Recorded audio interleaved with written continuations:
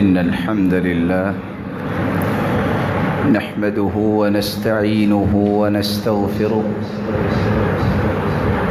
ونعوذ بالله من شرور أنفسنا وسيئات أعمالنا من يهده الله فلا مضل له ومن يضلل فلا هادي له وأشهد أن لا إله إلا الله وحده لا شريك له وأن محمدًا عبده ورسوله يا أيها الذين آمنوا اتقوا الله حق تقاته ولا تموتن إلا وأنتم مسلمون يا أيها الناس اتقوا ربكم الذي خلقكم من نفس واحدة وخلق منها زوجها وبث منهما رجالا كثيرا ونساء واتقوا الله الذي تساءلون به والأرحام إن الله كان عليكم رقيبا يا أيها الذين آمنوا اتقوا الله وقولوا قولا سديدا يصلح لكم أعمالكم ويغفر لكم ذنوبكم ومن يطع الله ورسوله فقد فاز فوزا عظيما أما بعد فأعوذ بالله من الشيطان الرجيم لا إكراه في الدين قد تبين الرشد من الغي فمن يكفر بالطاغوت ويؤمن بالله فقد استمسك بالعروة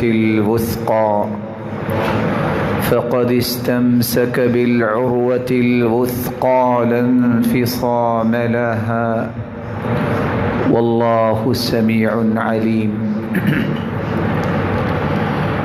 لائق عزت تکریم سامعین مکرم، اللہ ذوالجلال جو ہم سب کے خالق، مالک اور رازق ہیں، اس رب پر ایمان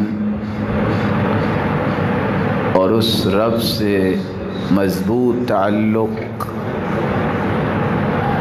اور اس رب سے سچی محبت، یہ کسی بھی انسان کی سب سے بڑی سعادت اور خوش نصیبی ہے۔ اسی ایمان و محبت اور تعلق کو مضبوط کرنے کے لیے رب تعالیٰ نے 1,24,000 پیغمبروں کو دنیا میں بھیجا، جو ہر وقت اپنی اپنی قوم، اپنی اپنی امت کو رب کے ساتھ جوڑنے کی کوشش کرتے رہے، اور رسولوں اور پیغمبروں کے ساتھ ساتھ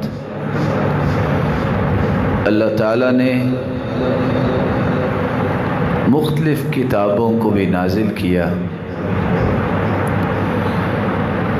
جن کتابوں کو پڑھنے سے رب سے تعلق مضبوط ہوتا ہے۔ آخری کتاب قرآن مجید آ جانے کے بعد پچھلی تمام کتابیں منسوخ سمجھی گئیں۔ اب اگر قیامت کے دن تک، جب تک اللہ دین کو باقی رکھیں گے، اگر کوئی اللہ پر ایمان کو مضبوط کرنا چاہتا ہے اور اللہ ذوالجلال کی محبت کا مستحق بننا چاہتا ہے، اپنے تعلق کو رب تعالیٰ سے مضبوط بنانا چاہتا ہے، اسے قرآن پڑھنا ہوگا، اسے قرآن سمجھنا ہوگا، اسے قرآن کے مطابق عمل کرنا ہوگا اور اسے اس قرآن کی ہی دعوت کو عام کرنا ہوگا۔ آج جس موضوع کے متعلق ہم گفتگو کرنا چاہ رہے ہیں، ہماری گفتگو کا محور 5 نکات ہوں گے۔ پہلا نکتہ، دنیا کے اندر ایک لفظ بولا جاتا ہے، عقیدہ درست ہونا چاہیے۔ عقیدہ اگر درست نہ ہو، کوئی عمل قابل قبول نہیں۔ دوسرا لفظ یہ بولا جاتا ہے، عقیدہ بھی توحید کا ہونا چاہیے۔ ہم اس بات کو واضح کرنے کی کوشش کریں گے کہ عقیدہ کس کو کہتے ہیں اور توحید کیا ہے، اور سلف کا عقیدہ کیوں سب سے بہترین عقیدہ ہے۔ اور ایک مہم نکتہ جو چوتھا ہم بیان کرنا چاہ رہے ہیں کہ ذرا قرآن و حدیث کی روشنی میں سمجھیں کتنے اعمال مکہ کے لوگ کیا کرتے تھے، وہ رب کو رب بھی مانتے، وہ حج عمرہ بھی کرتے اور دیگر اعمال بھی کرتے، پھر بھی آخر وہ مشرک کیوں؟ یہی کام مسلمان کرتے تو وہ مسلمان ہوتے۔ اور آخری نکتہ ہم پیش کریں گے، معاشرے کے اندر اس وقت بد عقیدگی کتنی پھیل چکی ہے اور کون کون سے رویے اس وقت عقیدے کے مخالف ہیں۔ تو آئیے سب سے پہلے سمجھیے عقیدہ کس کو کہتے ہیں۔ عقیدہ یہ عقد یا عقید سے ہے اور اس کا معنی ہے کسی چیز کی گرہ لگانا۔ کسی چیز کو محفوظ کرنے کے لیے گرہ باندھی جاتی ہے، کوئی چیز گر نہ جائے۔ قرآن مجید میں اللہ ذو الجلال فرماتے ہیں،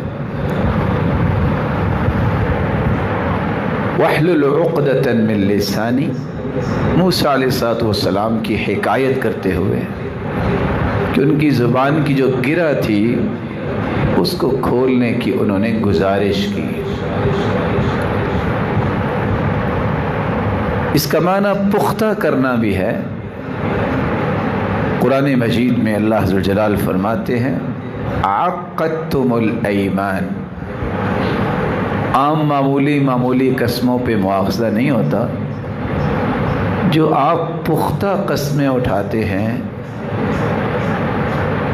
اس کا مواخذہ بھی ہوگا اور اس کا تمہیں کفارہ بھی دینا ہوگا۔ عقیدے سے مراد مضبوط کرنا اور یقین کرنا بھی آتا ہے۔ عقد البناء، فلاں شخص نے عمارت بنائی اور عمارت کو چونے کے ساتھ اس طرح مضبوط کیا کہ اب اس کی مضبوطی میں کوئی فرق نہیں رہا۔ عقیدے سے مراد یقین کرنا بھی ہے۔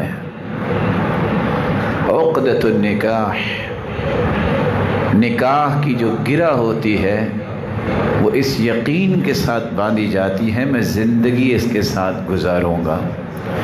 یہ 2-4 دن کے لیے میں تعلق نہیں بنا رہا، بلکہ زندگی کی آخری سانسوں تک میرا یہ عہد ہے کہ میں اس کو اپنے ساتھ رکھوں گا، اس کی نگہداشت کروں گا، اور دنیا میں ہی نہیں، مومن تو کہتا ہے جنت میں بھی میں اپنے گھر والوں کو ساتھ لے کے جاؤں گا۔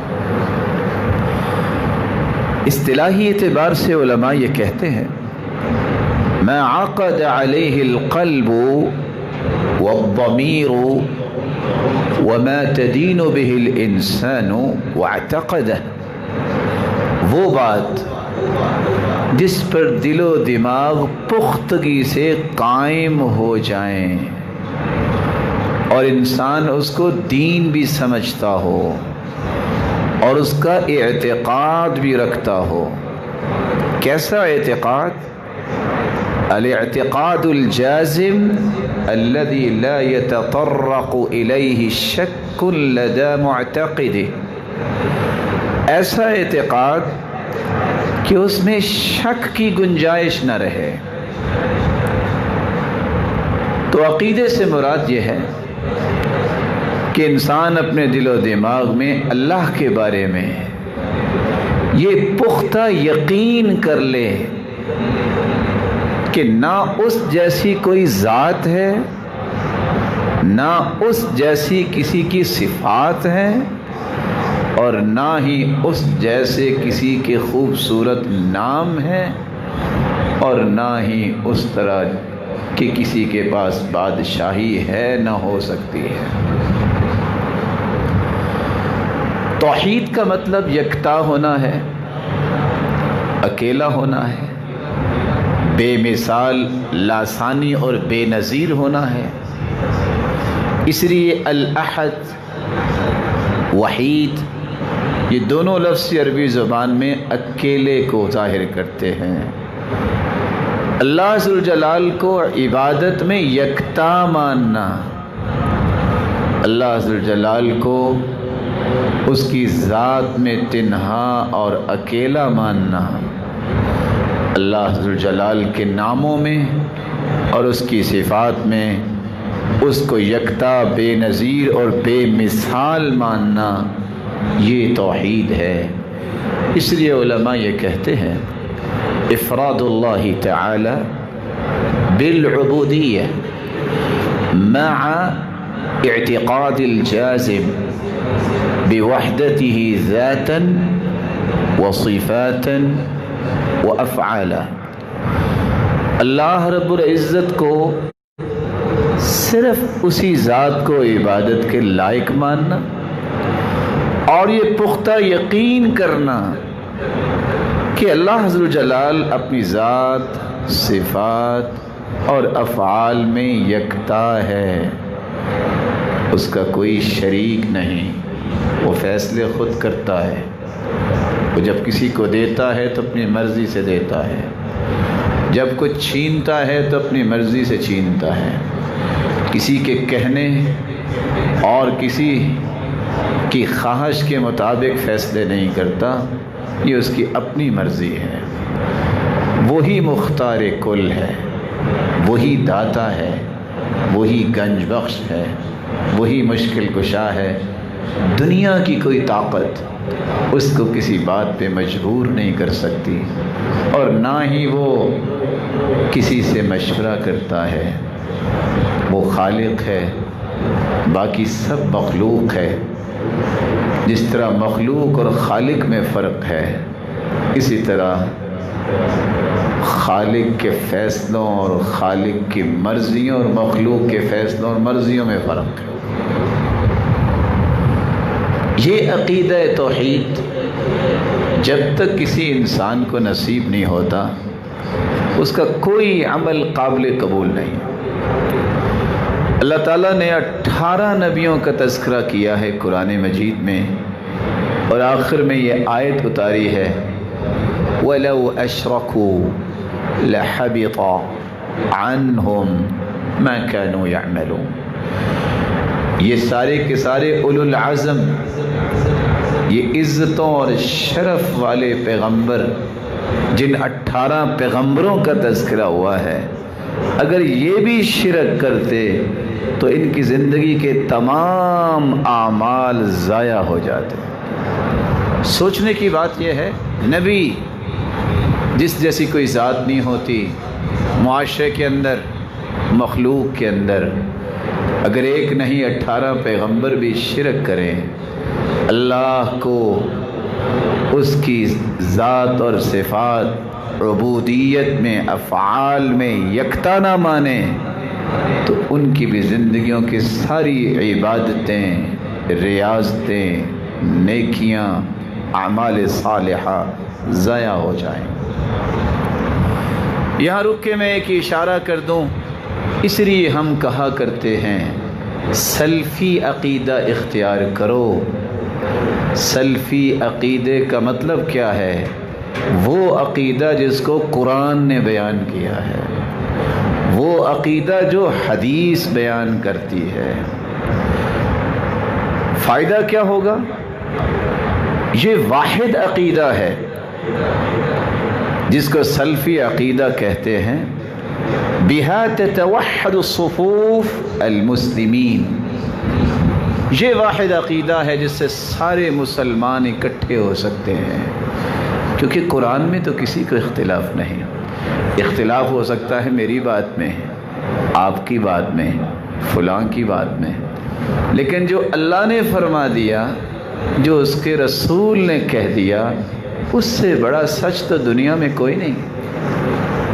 جو قرآن و حدیث عقیدہ بیان کرے گا اس کو سلفی عقیدہ کہتے ہیں، اور یہی وہ ایک عقیدہ ہے جس پہ پوری دنیا اکٹھی ہو سکتی ہے، اختلاف ختم ہو سکتا ہے۔ اور اگر اس کو اختیار نہ کیا جائے تو پھر ہر بندے کی اپنی رائے ہے، ہر بندے کی اپنی سوچ ہے۔ ایک کہتا میرے بڑے نے اس طرح کہا، دوسرا کہتا ہے تیرا بڑا ہے تو میرا بھی تو بڑا ہے، اس نے اس طرح کہا ہے، تیسرا کہتا ہے تم دونوں سے میرا بڑا ہے، اختلاف ختم نہیں ہوگا۔ سلفی عقیدہ اس کو کہتے ہیں جو قرآن و سنت سے ماخوذ ہو۔ دوسرا اس کا فائدہ یہ ہے کہ یہ سلفی عقیدہ یہ ہر وقت انسان کو قرآن و سنت کے ساتھ جوڑ کے رکھتا ہے۔ ترتبط المسلم بالکتاب والسنہ والجیل الاول من الصحابہ۔ کیوں قرآن و سنت سے سلفی عقیدہ جوڑ کے رکھتا ہے؟ کیونکہ وہ مانتا ہی قرآن و سنت کو ہے۔ اس نے دیکھنا ہے قرآن کیا کہتا ہے، پڑھنا پڑے گا، قرآن سمجھنا پڑے گا۔ اس نے دیکھنا ہے حدیث کیا کہتی ہے، حدیث پڑھتا ہے، حدیث کو سمجھتا ہے، وہ تیسری بات کی طرف جاتا ہی نہیں ہے۔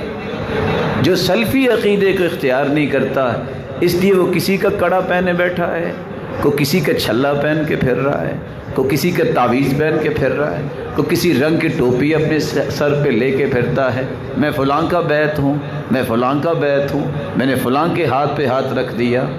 سچا مسلمان کہتا ہے میں نے قرآن اور حدیث جس کو اللہ کے رسول دنیا کو دے کے گئے ہیں، میں اس کو اپنا عقیدہ بناتا ہوں۔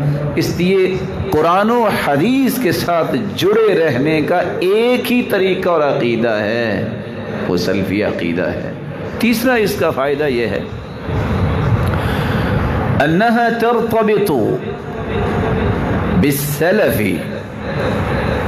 انسان جب سلفی عقیدہ اختیار کرتا ہے، من الصحابہ ومن تبعہم، ہمیشہ اس کے سامنے صحابہ کی زندگیاں رہتی ہیں، کیونکہ سب سے پہلے قرآن سنا صحابہ نے، سب سے پہلے قرآن پہ عمل کیا صحابہ نے، سب سے پہلے حدیث کانوں سے سنی صحابہ نے، اور سب سے پہلے عمل کر کے دکھایا صحابہ نے۔ تو صحابہ کے ساتھ وابستگی اس شخص کی رہتی ہے جس کا عقیدہ وہ ہوتا ہے جو قرآن و حدیث نے بیان کیا، جس کو سلفی عقیدہ کہتے ہیں۔ بقیہ جتنے عقائد ہیں، کوئی کہتا ہے میں فلاں ایک شہر ہے اس کی طرف اپنی نسبت کرتا ہوں، دوسرا کہتا ہے تمہارا اگر شہر ہے تو میرا بھی انڈیا میں ایک شہر ہے، میں اپنی نسبت اس کی طرف کرتا ہوں، تیسرا کہتا ہے میں بھی کسی کے پاس جا کے دم کروایا کرتا تھا، اب تو وہ فوت ہو گئے، میری نسبت اس کی طرف ہے۔ اختلاف ختم نہیں ہوتا۔ صحابہ کرام کی ذات جس کو اللہ نے رضی اللہ عنہم ورضوا عنہ کہہ کے یہ فرما دیا، ساری دنیا میں اگر میں کسی سے راضی ہو گیا ہوں اور مجھ سے راضی ہوئے ہیں تو میرے پیغمبر کے صحابہ اور ساتھی ہیں۔ چوتھا اس عقیدے کا فائدہ یہ ہے تمیزها بالوضوح، اس عقیدے سے واضح عقیدہ کوئی نہیں ہے۔ کیوں واضح عقیدہ کیوں نہیں ہے؟ کیونکہ اس کے دلائل قرآن میں موجود ہے، اس کے دلائل حدیث میں موجود ہے، اور پوری دنیا میں قرآن چھپا ہوا ہے، پوری دنیا میں حدیث کی کتابیں موجود ہیں۔ لیکن جس کا قرآن و سنت کا عقیدہ نہ ہو وہ تعویل کرتا ہے۔ قرآن کی آیت آئے گی تبارک الذی بیدہ الملک، بابرکت ہے وہ ذات جس کے ہاتھ میں بادشاہی ہے۔ تو جس کا عقیدہ درست میں کہے گا اصل میں قوت ہی مراد ہے، ہاتھ تو اللہ تعالیٰ کا نہیں کہنا چاہیے۔ اس لیے یہ تعویل کرتا ہے، غلط مفہوم لیتا ہے، مرضی کا معنی کرتا ہے، کیونکہ یہ سلفی عقیدے کا دشمن ہے، یہ قرآن و سنت کے بیان کردہ عقائد کا مخالف ہے۔ اس کو قرآن و سنت سے اتنی محبت نہیں جتنی اپنے وڈیرے سے محبت ہے، جتنی اپنے چاہنے والے سے محبت ہے۔ جو قرآن و سنت سے محبت نہیں کرتا وہ ساری زندگی مفہوم بدلنے پہ لگا دیتا ہے۔ ہندوستان پاکستان کا ایک بہت بڑا محدث جس کو لوگ محدث کہتے ہیں، ایک دن سحری کے وقت رو رہا تھا۔ شاگرد کہنے لگا استاد محترم کیوں رو رہے ہو؟ کہا ساری زندگی گزار دی فقہ حنفی کی تائید کرتے کرتے اور حدیثوں کو تروڑتے مروڑتے گزار دیے۔ کہا آپ تو محدث ہیں، آپ کا یہ حال ہے تو ہمارا کیا بنے گا؟ جب انسان کا عقیدہ اور منہج درست نہیں ہوتا پھر وہ آیت کا معنی بھی مرضی کا کرتا ہے، حدیث کا معنی بھی اپنی مرضی کا کرتا ہے۔ عقیدہ اور منہج صحیح ہوتا ہے تو وہ کہتا ہے معنی وہی ہوگا جو اللہ کے رسول نے کیا، معنی صحیح وہی ہے جو صحابہ نے کیا، اس کے سوا کوئی معنی صحیح نہیں ہو سکتا۔ پانچواں اس عقیدے کا فائدہ یہ ہے تعطی صاحبہ الرضا والاطمئنان لقدر اللہ وتقدیر عظم اللہ سبحانہ وتعالی۔ اس عقیدے پہ جب انسان آتا ہے تو پھر دل میں سکون آتا ہے، پھر دل میں اطمینان آتا ہے، پھر انسان اللہ پہ راضی ہوتا ہے۔ سبب کیا ہے؟ قرآن ہے اور حدیث ہے۔ سکون اور اطمینان اللہ نے رکھا ہی قرآن و حدیث میں ہے۔ اس کے مقابلے میں جو اس عقیدے کو اختیار نہیں کرتا، ایک قبر پہ اس کو شفا نہ ملے دوسری قبر پہ، اس پہ شفا نہ پہ کسی اور سے تعویذ لیتا ہے، اس سے نہ ملے کسی اور کے سامنے سجدہ، اور قلق، اضطراب، پریشانی، دھکے اس کے ختم نہیں ہوتے۔ زندگی کو سکون اور اطمینان ملتا ہے اس عقیدے سے ملتا ہے جو عقیدہ قرآن و سنت سے ثابت ہے، جس کو سلفی عقیدہ کہا جاتا ہے۔ تیسرا نقطہ جو میں آپ کے سامنے رکھنا چاہتا ہوں، اس عقیدے کی فضیلت کے زندگی میں چند پہلو۔ ہمارا عقیدہ عقیدہ توحید ہے، ہم اللہ کے سوا کسی کو عبادت کے لائق نہیں مانتے، ہم اللہ کے سامنے ہاتھ اٹھانے کا کسی کو قائل لائق نہیں سمجھتے، ہم اللہ کے سوا کسی پہ توکل نہیں کرتے، ہم اللہ ذوالجلال کے سوا کسی سے امید نہیں باندھتے، ہم اللہ کے سوا اتنا خوف کسی سے نہیں کھاتے جتنا اللہ کا خوف ہے، ہم اللہ کو ہی مشکل کشا سمجھتے ہیں، اللہ کو ہی حاجت روا سمجھتے ہیں، اسی کو ہی داتا اور گنج بخش اور غریب نواز سمجھتے ہیں۔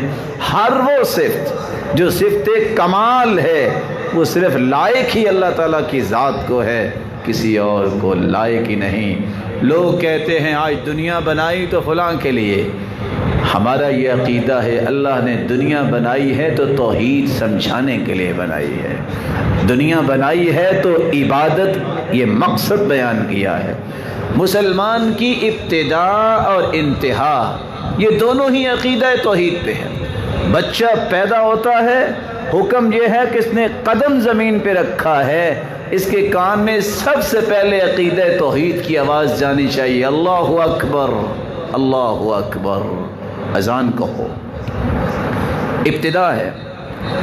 حدیث کہتی ہے جب بچہ بولنا شروع کرے پہلا کلمہ اس کی زبان میں آئے لا الہ الا اللہ، ام سلیم اپنے بچے کی انگلی کو پکڑتی ہے اور آسمان کی طرف کر کے کہتی ہے یا بنی قل لا الہ الا اللہ، بیٹا کہو لا الہ الا اللہ، اللہ کے سوا کوئی عبادت کے لائق نہیں۔ اس کی ابتدا بھی عقیدہ توحید پر، اس کی پرورش کا آغاز بھی عقیدہ توحید پر، اور ساتھ ہی اللہ کے رسول صلی اللہ علیہ وسلم نے فرمایا من کان آخر کلامہ لا الہ الا اللہ دخل الجنہ، جو دنیا سے جاتے ہوئے اسی کلمے کو زبان سے ادا کر لے، عقیدہ توحید کو، اللہ کے سوا کوئی عبادت کے لائق نہیں، یہ جنت میں جائے گا اور اس کے لیے مہمانیاں تیار کی جائیں گے۔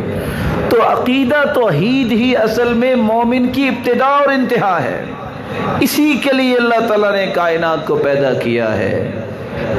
ہمارا یہ بھی عقیدہ ہے کہ اللہ کے رسول سے بڑھ کے اللہ تعالیٰ نے دنیا میں کوئی انسان پیدا ہی نہیں کیا، لیکن ہم یہ کبھی نہیں کہتے، نہ کہیں گے اور نہ کہنے والوں کو صحیح سمجھیں گے کہ ساری ہی دنیا تیرے لیے بنی ہے۔ اللہ کے رسول کے بارے میں کہنے والے کہتے ہیں یثرب کے والی، یہ ساری دنیا تیرے لیے بنی ہے۔ اللہ ذوالجلال نے پوری کائنات اپنی توحید کے لیے بنائی ہے، اور پوری کائنات سے اعلیٰ بنایا ہے تو اپنے پیغمبر کو بنایا ہے۔ عقیدہ توحید کے بغیر کوئی عمل قابل قبول نہیں ہے، کوئی عمل قابل قبول نہیں ہے۔ یہاں رک کے میں آپ کے سامنے چند آیات پیش کروں گا، چند دلائل۔ آج کتنے لوگ کہتے ہیں اخلاق تو اس کا اچھا ہے نا، آپ اس کو کیوں مشرک کہہ رہے ہو، اس کو کیوں بدعتی کہہ رہے ہو، اس کو کیوں غلط کہہ رہے ہو، کتنا اس کا اخلاق اچھا ہے۔ ٹھیک ہے، چلو اس نے قبر پہ سجدہ کر لیا، چلو ٹھیک ہے، وہ نظر و نیاز قبروں پہ دے دیتا ہے، چلو ٹھیک ہے، دودھ ہی بھیجا ہے نا، نیکی کی ہے نا، وہاں جو بیٹھے ہیں ان بیچاروں کی بھوک ختم ہو جائے گی۔ آئیے میں قرآن و سنت کی روشنی میں ایک موازنہ پیش کر دیتا ہوں کہ کس طرح مسلمان ہوتا ہے، مشرک ہوتا ہے۔ اللہ تعالیٰ نے قرآن مجید میں دونوں گروہوں کا عقیدہ پیش کیا ہے۔ مسلمانوں کا عقیدہ یہ ہے کہ اللہ ہر چیز کا خالق ہے، اللہ خالق کل شیء وہو علی کل شیء وکیل۔ اللہ ہر چیز کا خالق ہے، پیدا کرنے والا ہے، اور ہر چیز پر نگران بھی وہی ہے۔ یہ عقیدہ مشرک کا بھی تھا۔ مشرکوں کے بارے میں قرآن مجید میں اللہ ذوالجلال فرماتے ہیں وَلَئِن سَأَلْتَهُم مَّنْ خَلَقَ السَّمَاوَاتِ وَالْأَرْضَ لَيَقُولُنَّ اللَّهُ قُلِ الْحَمْدُ لِلَّهِ بَلْ أَكْثَرُهُمْ لَا يَعْلَمُونَ۔ اگر مشرکوں سے آپ پوچھو گے آسمان کس نے بنایا، کہیں گے اللہ نے بنایا۔ اچھا زمین کس نے بنائی، کہیں گے اللہ نے بنائی۔ پھر مشرک کیوں تھے؟ وہ تو مانتے تھے اللہ تعالیٰ نے زمین و آسمان بنایا۔ مشرک اس لیے تھے، وہ کہتے تھے اللہ کے ساتھ کوئی اور بھی عبادت کے لائق ہے، یہ سارا انتظام صرف ایک اللہ نہیں کر سکتے، نعوذ باللہ۔ یہ لات منات عزا جو ہے، یہ حبل جو ہے، یہ بھی کچھ کام کرتا ہے۔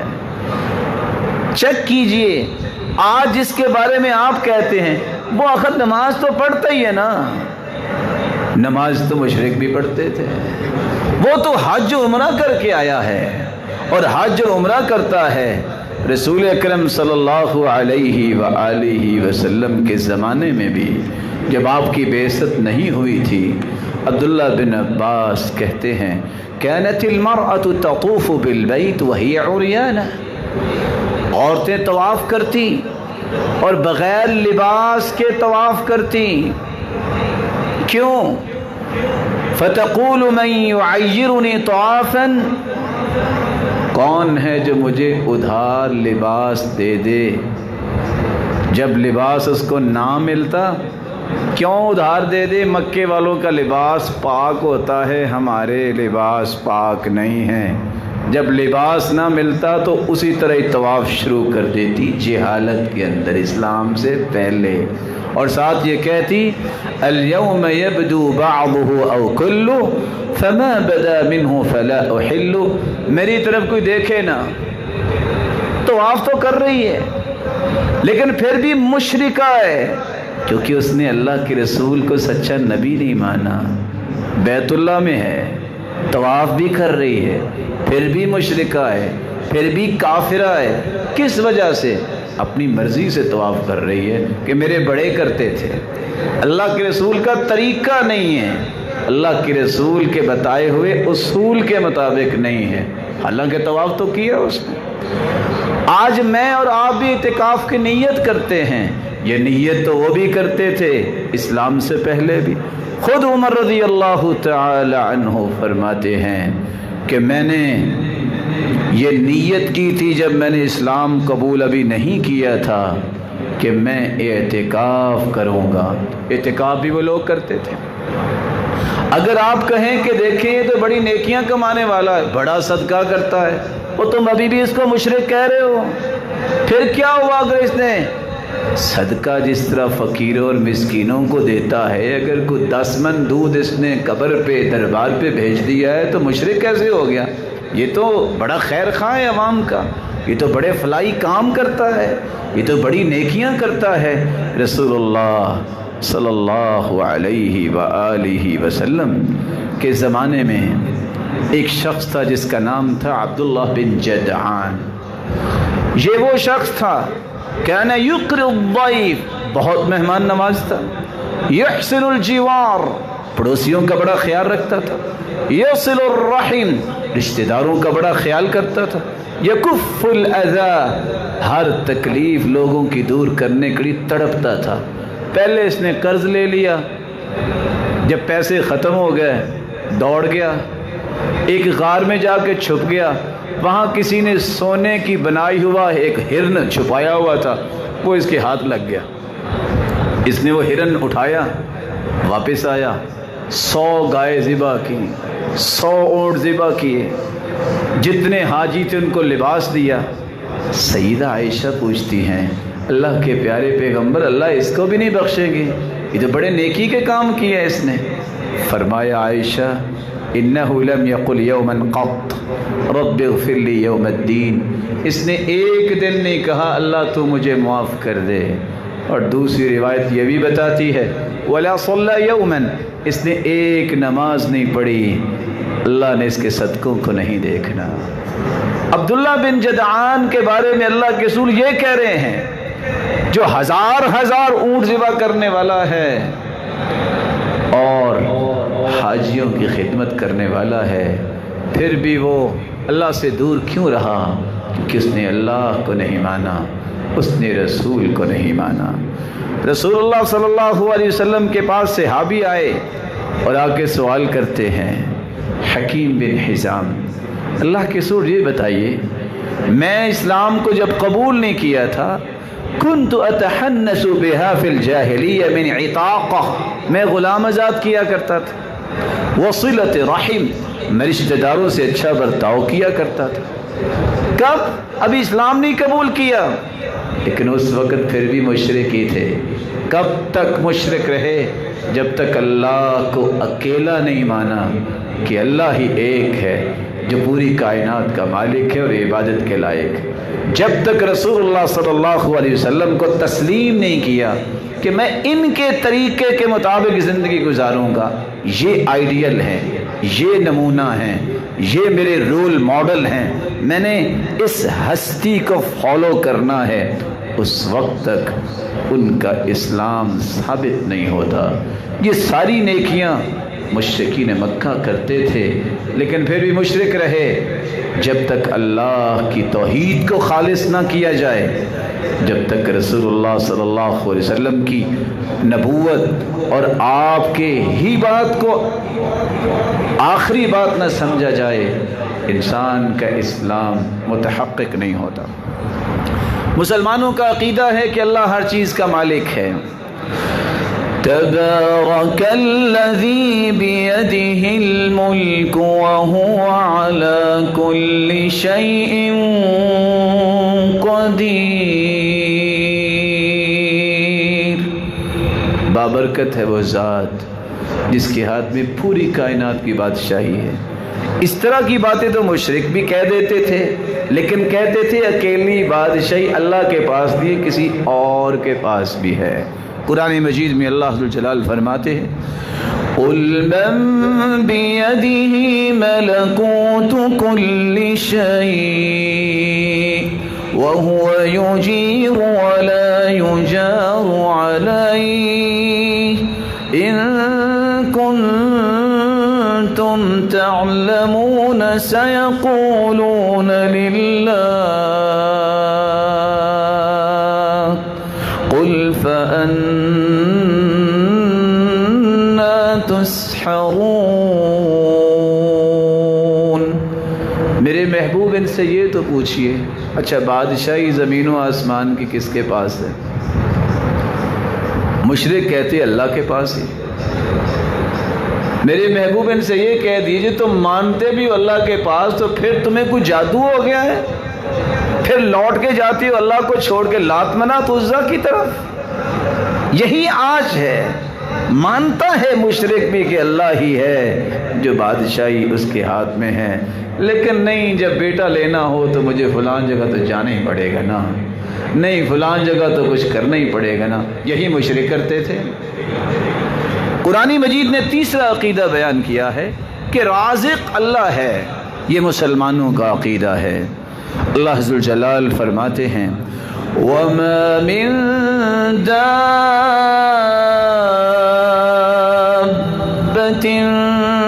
فِي الْأَرْضِ إِلَّا عَلَى اللَّهِ رِزْقُهَا وَيَعْلَمُ مَا فِي السَّمَاوَاتِ وَالْأَرْضِ۔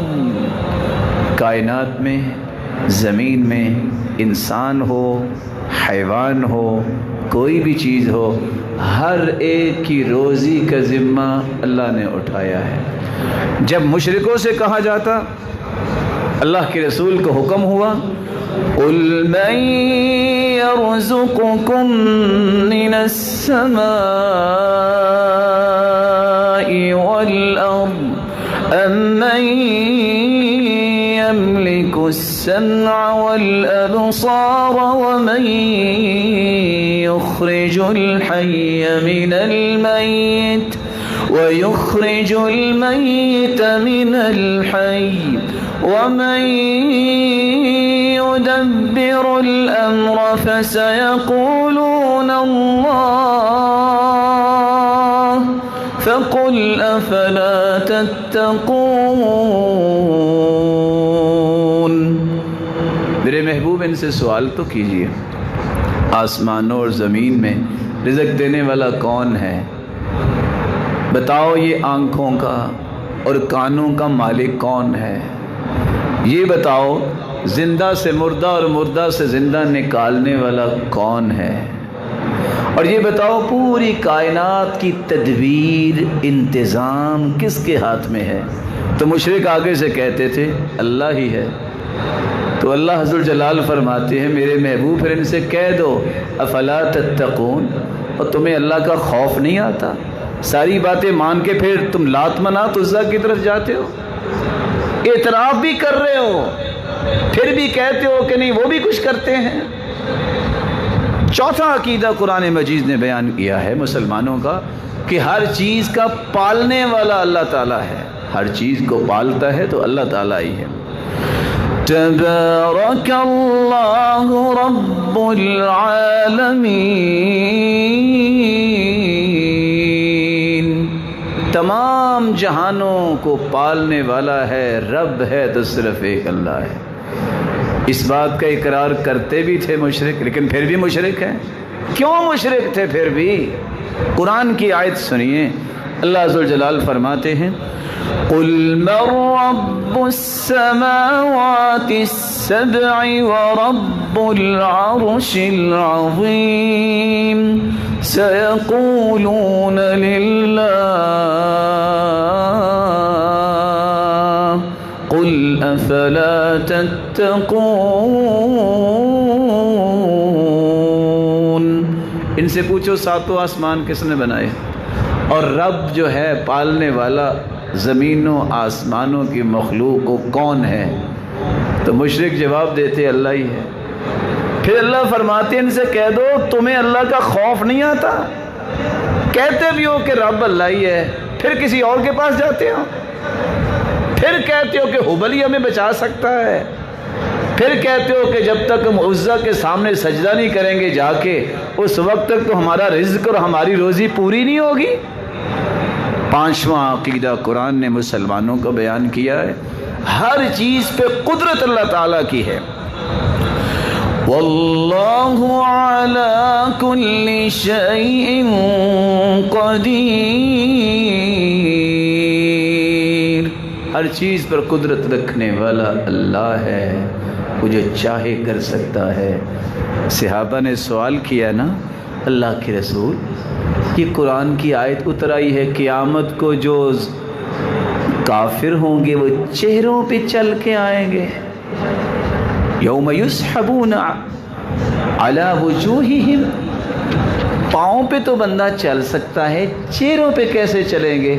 تو آپ نے فرمایا ان الذی امشاہم فی ارجلہم فی الدنیا قادر علی ان یمشیہم علی وجوہہم یوم القیامہ، جو پاؤں پہ چلانے پہ قادر ہے وہ سر کے بل چلانے پہ بھی قادر ہے۔ ہر چیز پہ قدرت ہی اس کی ہے۔ مشرکوں کے بارے میں اللہ ذو الجلال نے فرمایا سَيَقُولُ الَّذِينَ أَشْرَكُوا لَوْ شَاءَ اللَّهُ مَا أَشْرَكْنَا وَلَا آبَاؤُنَا وَلَا حَرَّمْنَا مِن شَيْءٍ۔ اور دوسری جگہ فرمایا اللہ تعالیٰ نے وَقَالَ الَّذِينَ أَشْرَكُوا لَوْ شَاءَ اللَّهُ مَا عَبَدْنَا مِن دُونِهِ مِن شَيْءٍ مَا عَبَدْنَا مِن دُونِهِ مِن شَيْءٍ نَحْنُ وَلَا آبَاؤُنَا۔ مشرک اس بات کا اعتراف کرتے تھے اگر اللہ چاہتا نا، کیونکہ ہر چیز کی قدرت تو اس کے پاس، تو نہ ہم شرک کرتے نہ ہمارے باپ دادا شرک کرتے۔ ظالم کتنے تھے، شرک خود کرتے، کہتے اللہ ہی کرواتا ہے۔ جیسے آج عقیدہ موجود ہے معاشرے کے اندر، اور ظالم تو دنیا سے چلے گئے لکھنے والے اللہ کے بارے میں، بس اللہ ہی گناہ کرواتا ہے، اللہ کی مرضی ہے جو ہو، گناہ انسان خود کرتا ہے۔ وَلَا يَرْضَى لِعِبَادِهِ الْكُفْرَ، اللہ کبھی کفر سے راضی نہیں ہوتے۔ یہ کہنا ہی بہت بڑا ظلم اور زیادتی ہے اللہ کے بارے میں کہ اللہ ہی کہتا ہے شرک کرو۔ قرآن نے اس لیے کہا، ان کی حکایت کر دی کہ مشرکوں کا یہ ذہن تھا کہ اگر اللہ تعالیٰ چاہتا قدرتیں تو اس کے پاس ہیں تو ہمیں شرک نہ کرواتا، ہمارے باپ دادا بھی مشرک ہوئے تو اللہ کی مرضی سے ہوئے۔ یہ بہتان ہے، مانتے تو تھے اللہ تعالیٰ کی قدرت لیکن ساتھ بہتان بھی باندھ دیا۔ چھٹا عقیدہ مسلمان کا ہے کہ ہر چیز کا علم، ہر چیز کو جاننے والا ایک اللہ ہے، کوئی کسی کے بارے میں نہیں جانتا۔ یہ سب جھوٹے ہیں جو فٹ پاتھ پہ بیٹھ کے قسمت دیکھ رہے ہیں، یہ سب کذاب ہیں جو کہتے ہیں کہ میں بتاؤں گا تمہاری قسمت کیسی ہے۔ اللہ کے سوا کوئی نہیں جانتا۔ ان اللہ یعلم ما فی السماوات وما فی الارض وان اللہ بکل شیء علیم۔ زمین و آسمان کا علم اللہ کے پاس ہے اور وہ ہر چیز کا علم رکھنے والا ہے۔ اور اگر یہی چیز کافروں سے مشرکوں سے پوچھی جاتی، تھے مشرکی لیکن مان لیتے تھے، وَلَئِن سَأَلْتَهُم مَّنْ خَلَقَ السَّمَاوَاتِ وَالْأَرْضَ الأرض ليقولن خلقهن العزيز العليم. اچھا ان سے سوال کریے زمین و آسمان کو پیدا کرنے والا کون ہے؟ کہتے وہی ہے جو ہر چیز کو جاننے والا ہے، جو ہر چیز پہ غالب ہے. مانتے تھے لیکن پھر بھی مشرک کیوں رہے؟ کیونکہ انہوں نے اللہ کی توحید کو خالص نہیں کیا. صرف اللہ کو نہیں مانتے تھے، کسی کو اور بھی ساتھ مانتے تھے. وہ صرف نیکی نہیں کرتے تھے بلکہ کہتے تھے فلان نے کہا ہے تو ہم بھی کریں گے کیونکہ میرا باپ دادا ایسا کرتا تھا. اور مسلمان کیا کہتے تھے؟ اللہ نے کہا ہے ہم نے کرنا ہے، محمد الرسول اللہ نے جو کرنا ہم نے وہ کرنا. ایک فرق کی وجہ سے وہ مشرک رہے اور مسلمان ہوئے.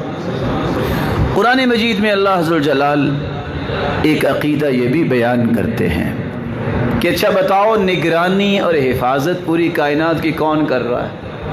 مسلمانوں کا عقیدہ اللہ کے سوا کوئی نگرانی نہیں کر سکتا، کوئی حفاظت نہیں کر سکتا. 10 امام ضامن باندھنے والے بھی گولی کھا کے قبر میں چلے گئے. امام ضامن بچا پاتا تو کتنے لوگوں کو بچاتا؟ بچانے والی ذات ہے تو اللہ کی ذات ہے، اور اگر موت آنے والی ہو تو دنیا کی کوئی طاقت اس کو بچا نہیں سکتی. اللہ عز و جلال قرآن مجید میں فرماتے ہیں واللہ علی کل شیء وکیل ان ربی علی کل شیء حفیظ. حفاظت اور ذمہ داری اللہ تعالیٰ کی ہے، نگران بھی اللہ تعالیٰ ہے. اور ان سے اگر پوچھا کرتے وَلَئِن سَأَلْتَهُم مَّنْ خَلَقَ السَّمَاوَاتِ وَالْأَرْضَ وَسَخَّرَ الشَّمْسَ وَالْقَمَرَ لَيَقُولُنَّ اللَّهُ فَأَنَّىٰ يُؤْفَكُونَ. ان سے پوچھو یہ چاند، یہ سورج، یہ مسخر کس نے کیا ہے؟ کہتے اللہ نے کیا ہے، کیونکہ ہر چیز کے نگران تو وہی ہے. اسی کی حفاظت میں وقت پہ نکلتا ہے سورج. کبھی یہ نہیں ہوا کہ سورج کہے میں نے آج نہیں صبح نکلنا، میں زور کو نکلوں. چاند یہ کبھی نہیں کہتا میں تو تھکا ہوا ہوں چلو کل صبح 10 بجے نکلاؤں گا. حفاظت بھی ہے، نظام بھی ہے، تدبیر بھی ہے، انتظام بھی ہے.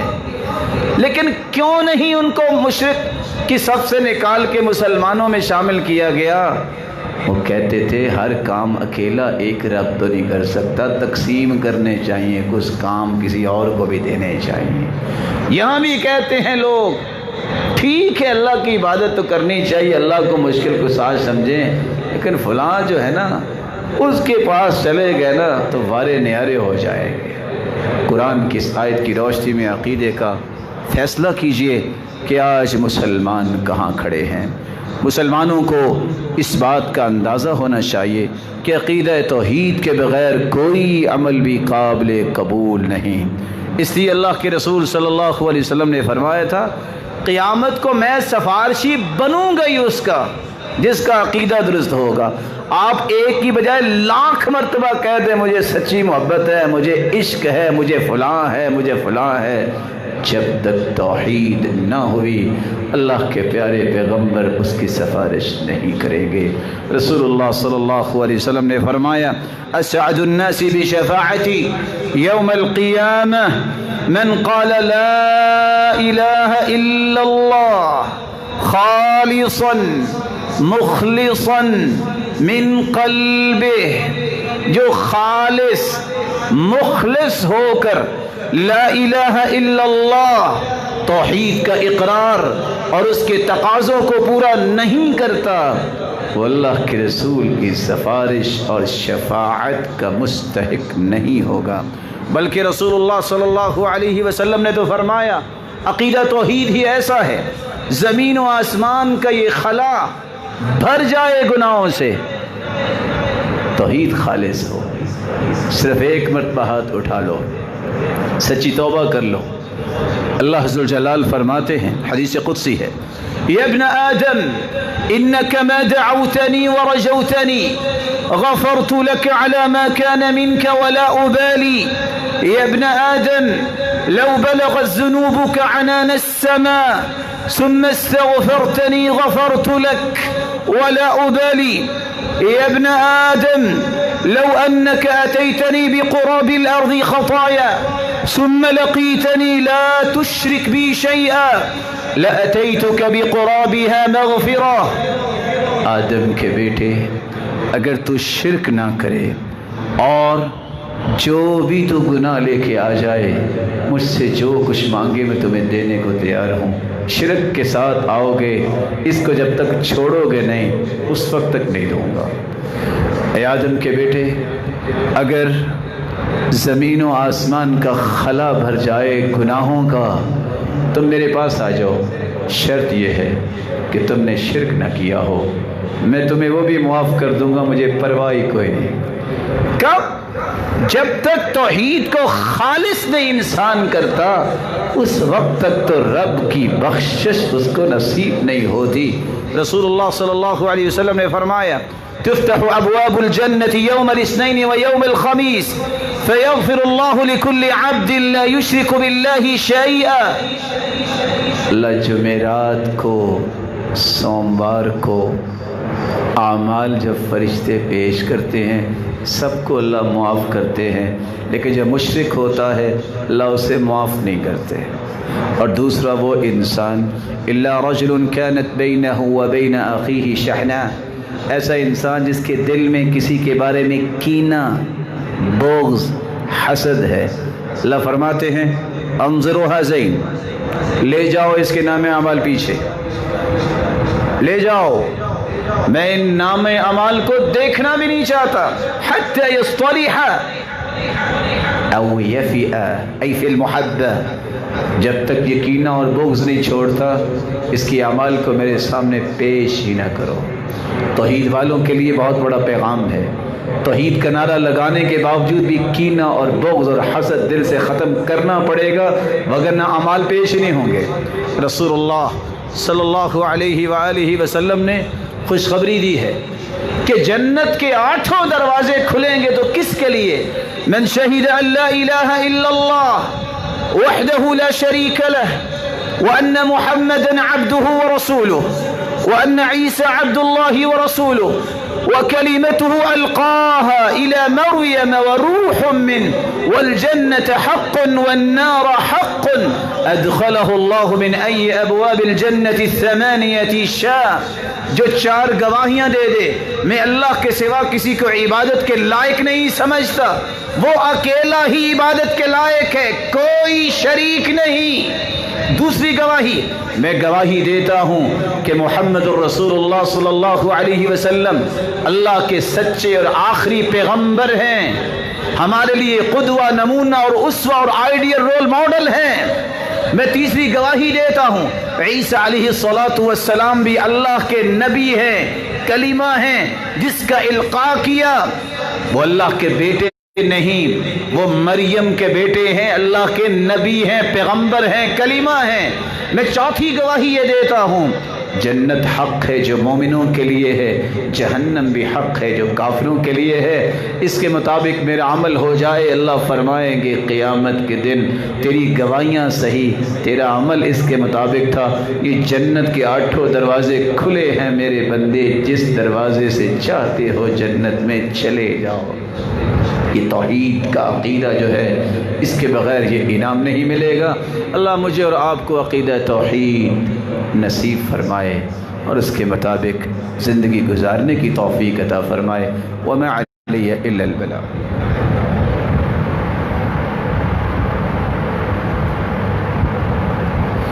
الحمد للہ علی احسانہ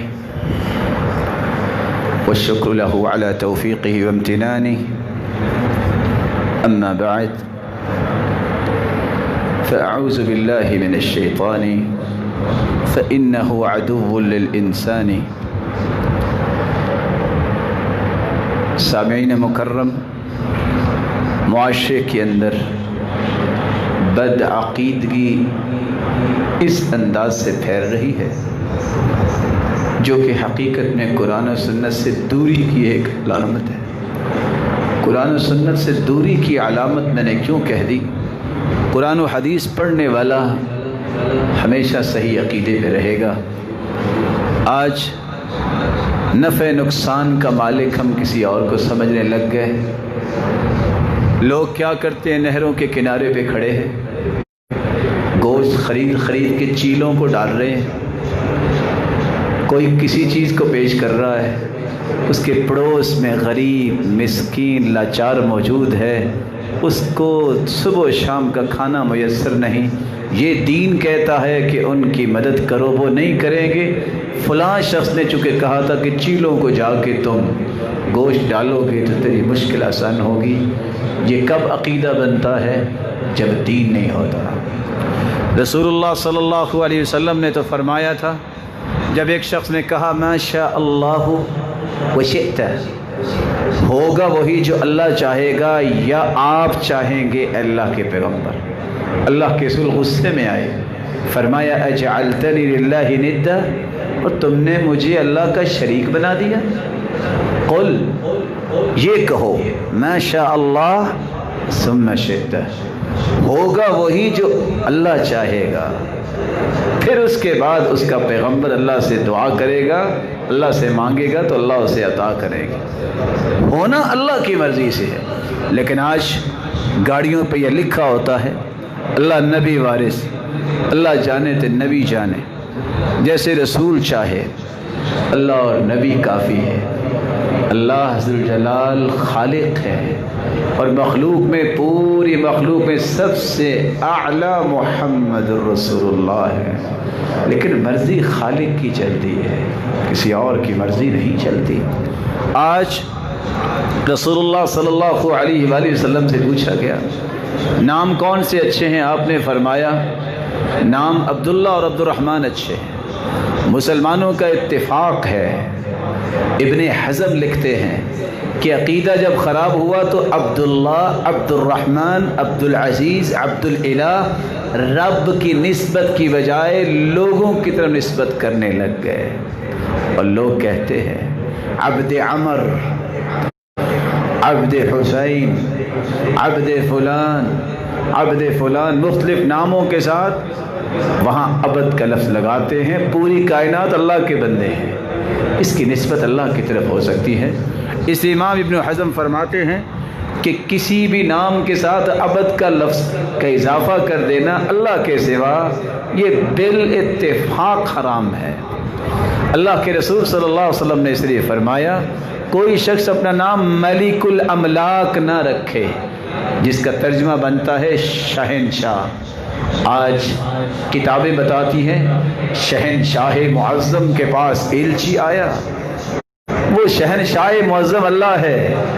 یہ دنیا کی چھوٹی چھوٹی بادشاہیاں ہیں، ان بادشاہوں کا بادشاہ صرف ایک اللہ ہے، کسی اور کو شہنشاہ معظم نہیں کہہ سکتے۔ رسول اللہ صلی اللہ علیہ وسلم نے فرمایا اللہ کے سوا کسی کی قسم نہ اٹھاؤ۔ لوگ بیٹھے بیٹھے کہہ دیتے ہیں میرے سامنے رزق پڑا ہے میں اس کی قسم اٹھاتا ہوں، یہ میری اولاد ہے اس کے ہاتھ رکھ دیں گے، یہ میرے بچے کی قسم، میرے باپ کی قسم، میرے فلاں کی قسم۔ اللہ کے سوا کسی کی قسم اٹھانا جائز نہیں۔ قسم کا معنی ہوتا ہے دل پہ مطلع ہونا، دل کے بارے میں اللہ کے سوا کوئی جانتا ہی نہیں۔ یہ رزق، یہ سالن جو ہے، یہ مرغی ہو یا مٹن ہو، یہ دل کے بارے میں جانتا ہے کیا ہے؟ اس کی قسم۔ یہ جو کی گندم کی روٹی جانتی ہے دل میں کیا ہے؟ کسی اور چیز کی قسم اٹھانا جائز نہیں ہے۔ رسول اللہ صلی اللہ علیہ وسلم نے فرمایا من اتى عرافا فسأله عن شيء، جو کسی نجومی کے پاس آئے، کسی کاہن کے پاس آئے اور آ کے صرف پوچھ لے میری قسمت بتاؤ، 40 دن تک اس کی عبادت کو قبول نہیں کیا جاتا۔ اور اگر پوچھنے کے بعد کہہ دے کہ یہ سچ کہہ رہا ہے، واقعی ایسا ہے، فصدقه بما يقول فقد كفر بما انزل على محمد صلی اللہ علیہ وسلم، اس نے اگر نجومی کاہن کو، عراف کو سچا مان لیا، قرآن کا منکر اور کافر ہو جائے گا اس کو سچا ماننے کے ساتھ۔ آج ہم آرام سے کہتے ہیں میں قسمت پوری نکالی ہے، وہ فال نکالی ہے میں نے، وہ بیٹھا ہوا تو اس نے کہا ہے تمہیں تو 2 سال نوکری نہیں ملنی۔ آج فلاں پیر نے کہہ دیا ہے، فلاں شخص نے کہہ دیا کہ ایسا ہونے والا ہے، ہوگا وہ جو میرا رب چاہے گا۔ یہ سب تماشا ہے جو دنیا دیکھ رہی ہے اور دکھانے والے دکھا رہے ہیں۔ اللہ کی مرضی کے بغیر کوئی پتا بھی حرکت نہیں کر سکتا، نہ کرتا ہے۔ رسول اکرم صلی اللہ علیہ وآلہ وسلم نے اس لیے تو فرمایا تھا کہ یہ علم نجوم سیکھنا، یہ جادوگری سیکھنا ہے، اور جادوگر کا پتہ چل جائے، حد الساحر ضربۃ بالسیف، جادوگر کا پتہ چل جائے تو اس کی گردن تن سے جدا کر دی جاتی ہے۔ اور سیدنا عمر نے عورت کی بھی گردن اڑا دی تھی جو جادوگرنی تھی، یہ بھی پرواہ نہیں کی کہ یہ عورت ہے، کہ لوگ کہیں گے عورتوں کو مارا ہے، اڑا دی گردن۔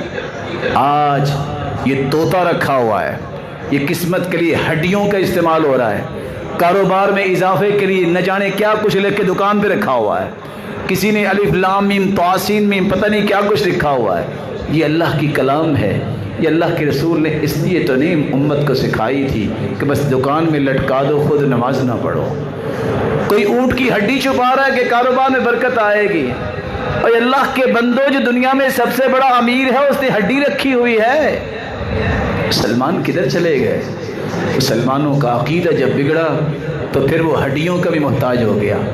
66 لاکھ کی گاڑی نکلائے گا، 1.5 کروڑ کی گاڑی لے گا، پیچھے بندر لگا دے گا، ٹوٹی ہوئی جوتی لٹکا دے گا، نظر نہ لگے۔ یہ نہیں کہے گا ما شاء اللہ لا قوت الا باللہ لکھ دوں، دیکھ کے پڑھ لوں، میں نکلتے وقت دعائیں پڑھوں۔ وہ کہے گا مجھے چھتر بچانے والا ہے، اللہ کا ذکر بچانے والا نہیں ہے۔ وہ کہتا ہے یہ بندر لٹکا ہوگا، نظر نہیں لگے گی۔ اللہ کے رسول فرماتے اعیذک بکلمات اللہ التامہ من کل شیطان وہامہ ومن کل عین لامہ، یہ پڑھ کے نظر بد کے لیے دم کر دو تو فوراً ہی ختم ہو جاتی ہے۔ سیدنا حسن و حسین کی ختم ہوئی، اور اسی طرح ابراہیم علیہ السلام بھی اپنے بیٹوں کو یہی دم کیا کرتے تھے۔ آج عقیدہ بگڑا تو یہ ساری کی ساری چیزیں مسلمانوں میں آئیں۔ اللہ ذوالجلال سے دعا ہے رب تعالی ہمارے عقیدے کی اصلاح فرمائے۔ اللہ ذوالجلال وہ عقیدہ نصیب فرمائے جس سے اللہ راضی ہو جائے۔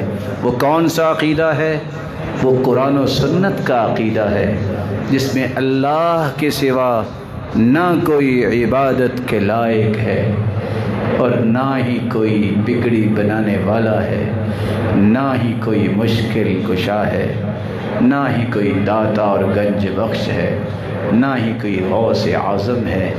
وہ اکیلا ہی اللہ یکتا تنہا پوری کائنات کے نظام کو چلا رہا ہے۔ اللہ ذوالجلال اپنے پیغمبر کی رفاقت ہم سب کو نصیب فرمائے۔ جس طرح اللہ تیرے گھر میں جمع ہیں، اس طرح جنت الفردوس میں جمع فرما اور اپنے دیدار کا مستحق بنا۔ یہ باتیں سمجھنے کے لیے میرے معزز بھائیوں کچھ وقت نکالنا پڑتا ہے، اس کے لیے اصحاب علم و فضل کے پاس بیٹھنا پڑتا ہے۔ کسی کیمیا گر کے پاس بیٹھو گے تو وہ یہی کہے گا گھر میں جو سونا ہے لے آؤ اور بنائیں گے۔